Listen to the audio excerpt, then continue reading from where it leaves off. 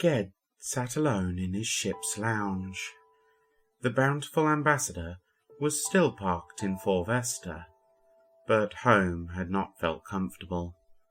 Not since Nicole took a copy of his brother's mind, maybe even other family members.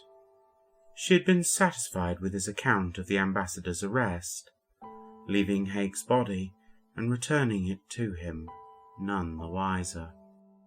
He'd already called Miss Lily and shared the encounter. She even sent him some defense software for his family. But giving it to them would raise questions.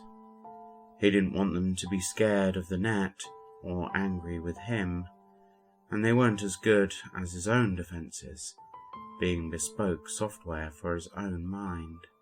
He couldn't even go after her, not without destroying Hake and possibly the rest of his family. It had taken the wind out of his sails. A list of possible bounties hung in the air before him, but none were appetizing, so he had not moved more than to take a sip of rum in 5 hours. Swiping away the bounties, he began searching for holiday destinations, something to spend some money and time doing. Ged had his fill of Venus and Mars, so he eliminated them, soon dropping the inner system entirely. Getting embroiled in the politics and possibly another war wasn't his idea of relaxing. Even the Jupiter Colonial Union had been full of intrigue of late. The terraforming disaster on Venus had given them ammunition at the negotiating table. They were not fans of the preservation law either. Saturn has Kraken colonies, so does Uranus. Soon he was left with the outermost edges of Sol, Neptune and the Belt, not exactly vacation spots.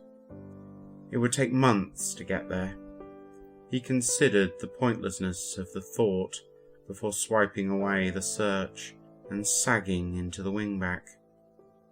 The glass of rum was empty, forcing him to the drinks cabinet.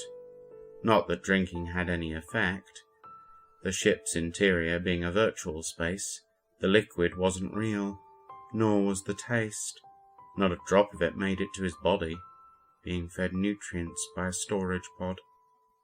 Abandoning the rum, Ged headed for the exit, climbing into his natural body and out into the fizz beyond. He didn't want to go home. There were food and drink vendors all over the colony. It didn't take long to find one that served jambalaya and beer, so he took a seat and ordered both. The fish would be real, not the printed stuff, as Fort Vesta houses more than 10 cubic kilometres of fish farming.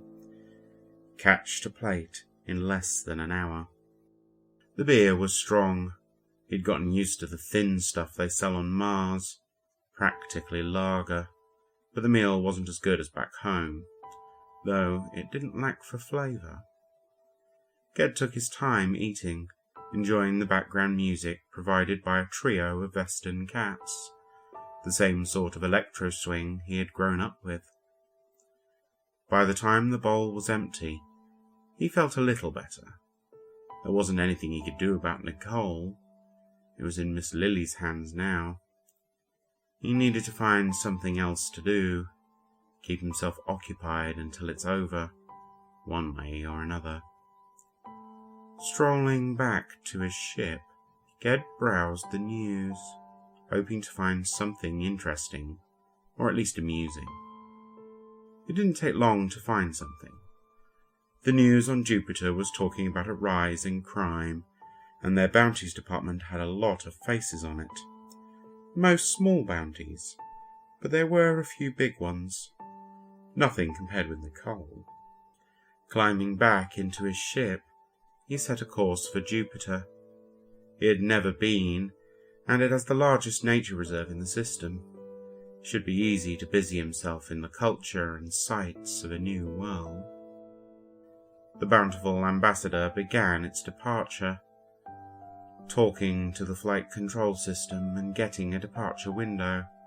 It wasn't long before the ship was outside of the colony, manoeuvring into position for a burn. He was about ready to depart when a message came in. It was from Angel. Ged put a stop to the flight quickly, opening the message immediately after. "Hi, Ged. I hope you remember me.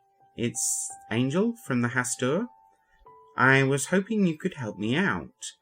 There's been 3 murders on New Halifax, all nurses, friends of mine."